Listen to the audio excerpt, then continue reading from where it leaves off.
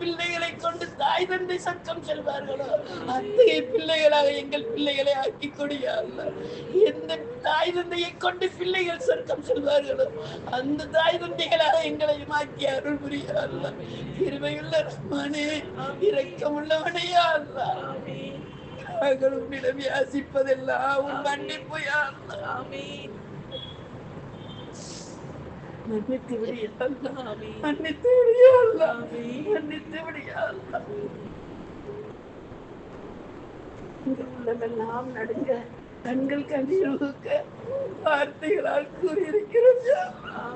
பல பேர் ஆமீன் கூறியிருக்கிறார்கள். மலக்கள் இறக்கையில் அமர்ந்து கேட்கிறோம் யா அல்லாஹ்.